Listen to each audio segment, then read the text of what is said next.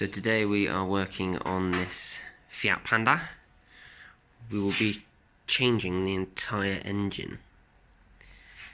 I've already taken some bits off. Obviously the intake here is off, and the exhaust manifold has also been removed. This car initially, I was just doing head gasket replacement, but when I was reassembling it I noticed that one of the camshaft caps had like a hairline crack in it, which means you need a whole new engine head. Now these engines are about £200 each, and because they're not really worth that much, no one's taking the heads off them to sell, so I've just bought a whole new engine. I've already given a price to the customer, so that won't change. It just means a little bit more work for me, but these engines aren't too bad to pull. The only difference is unlike doing the head, I have to take this air inlet, the inlet manifold. I've got to kind of move that all the way out of the way.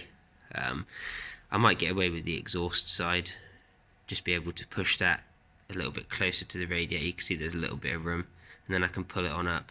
So for now, first thing to do is take off some of the ancillaries. Okay, so I believe step one is going to be moving this out of the way. Oh, that's tough to take off there.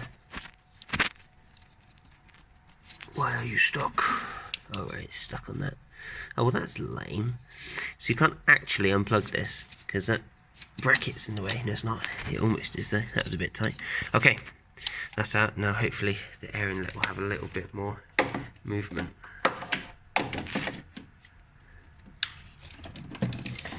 And it does. There's still more things holding it on there. Okay, so the inlet is a bit of a cluster of things coming together. There are those two yellow clips underneath. They have cabling going through them, so you need to unclip them. I couldn't show you it in place because I can't get the camera down there.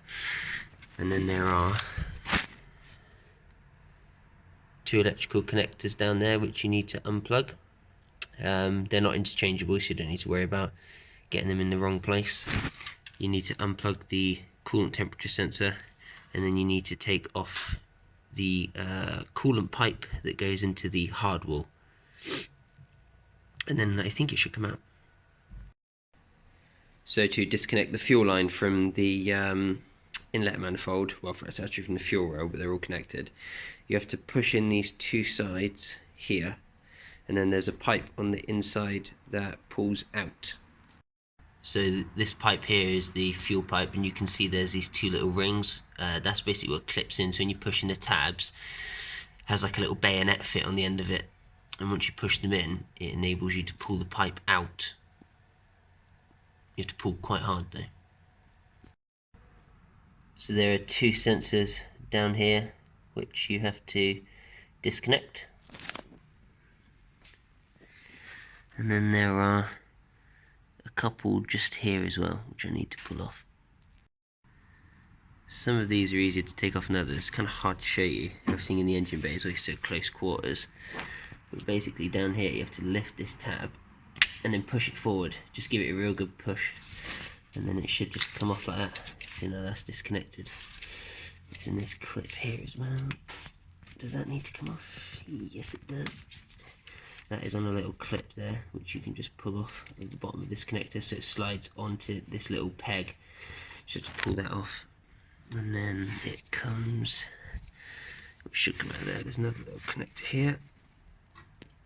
There we go. And I think that can disconnected. No, it's not. So I need to take out the gearbox as well. There's just these little, see that little clip just down there?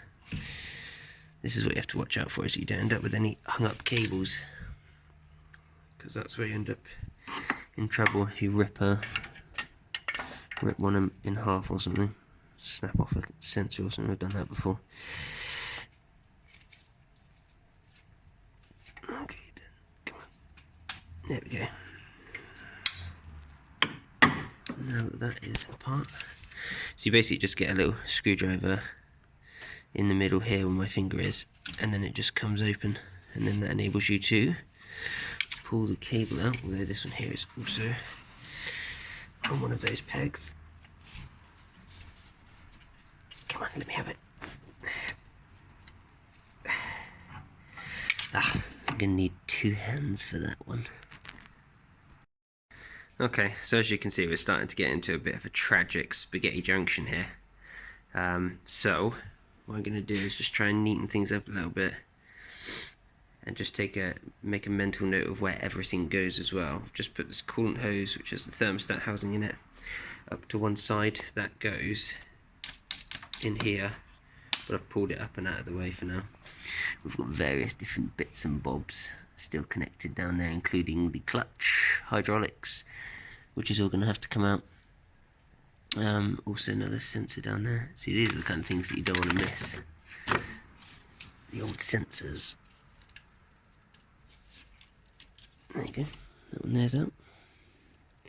There's a little line, hydraulic line down there. Little hydraulic line there going to the slave, so that's a clip in there to pull that out.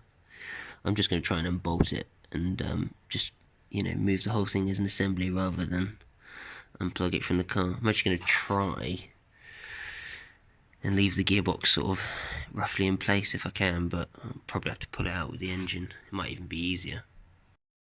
So next thing to do is take out the battery tray. There is a little plastic insert which goes in there, which I've put down there on the floor. You need to take out those 2 13s, and then you need to unbolt the ECU from it as well, which is held in by 2 10s, one here and one in there. And there are also these 2 clips holding in some cable on the side of the battery tray. They've got to be unclipped also. So on the underside there are these little clips that look like that, and what you do is you just put a screwdriver in there, and then you just pry it open, and then it comes apart. And there's 3 of those underneath, and they hold on the cables that go from the fuse box to the ECU. Oh, and some into the car as well. So right now I want to get all of the cables out of my way, but they're being held back by the alternator live feed and the ground, which also connects to the starter motor. So I think what I'm going to do is just remove the starter motor, and then I can fold them. I can just move all of them right out of the way. I mean, you can disconnect them straight from the alternator and the starter motor, but it's just one more thing to put back together. I need to take them off anyway, so I might as well leave them connected up. So this starter motor is held on by 2 bolts. You can see one of the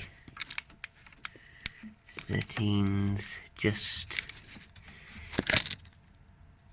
down here on my finger. There it is, just there. So there's one just lurking there. And then there is another 13 just there on the bottom of the starter motor. It's only 2 bolts, that's quite easy to take off, really. Good for access as well. So I just go to move the alternator and starter motor, and what do I find? In the depths of the Panda, one more clip. It's always one more clip. And there's always something really awkward as well. Look at that, it's all twisted and stuff. All rubbish design. So in the end I just decided to remove the exhaust manifold. It's just 2 13s that hold this clamp onto the exhaust, and then it just slides off. Takes a lot of wiggling though, but it just slides off. Just give me a little bit more room when I go to pull the engine. So I've been debating whether I can just take the engine out and sort of try and leave the gearbox in, but it's just going to be a load of faff, so I'm just going to pull the engine and the gearbox together.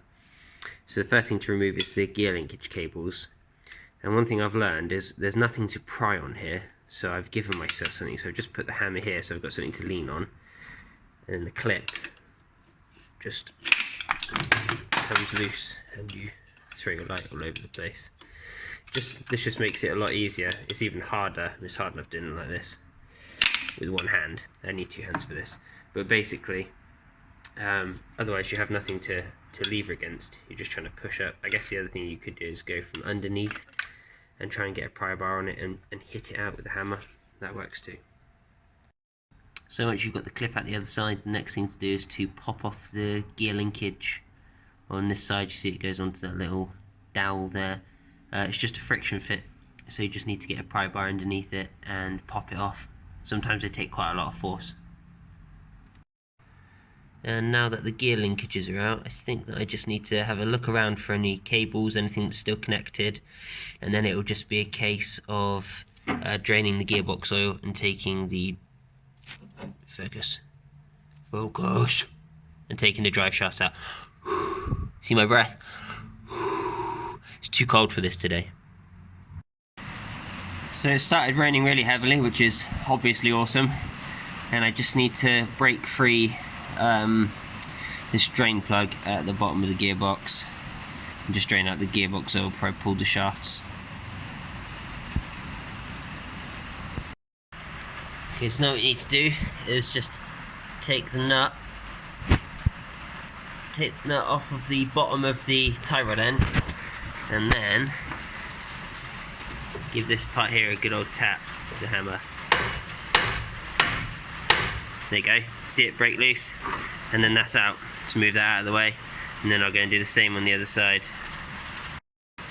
So with these axle nuts, you have to push out this part here in order to get the nut off. Failing that, I mean that's if you're going to break it off by hand, in which case you need to wedge the brake with something to stop it from moving, and then do it with the breaker bar if you've got an impact gun.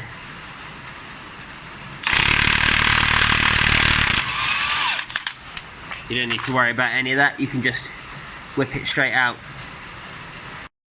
Okay, then now we need to take out the ball joint, which is that bolt there, and then there's a nut on the other side. So what you do is you just put your spanner on this side here. These are both 13, and then I use my impact gun on this side here to wind it out. So once you've taken the nut off the other side, always make sure before you try and take this out, just get my hand in this little focus, it rusts in. So what you need to do is, once you've taken the nut off the other side, sometimes this is stuck, so you need to make sure it turns, and then just keep turning it to break all of the rust loose. And you can hit this side here with a hammer a little bit, but try not to beat the living daylights out of it. If you're really wailing on it, it might be an indication that there's a problem. So in order to get the ball joint to the place where it is now, I just hammer on it until it comes out.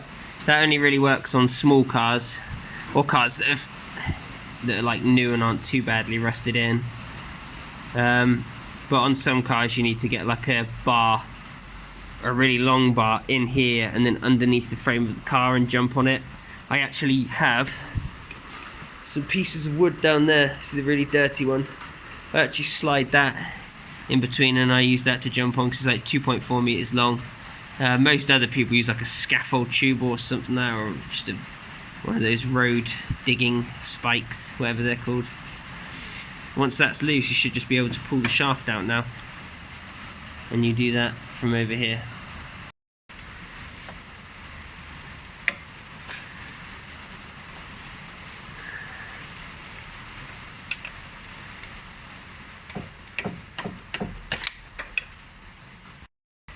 Okay, now I need to just remove the bottom engine mount, like so.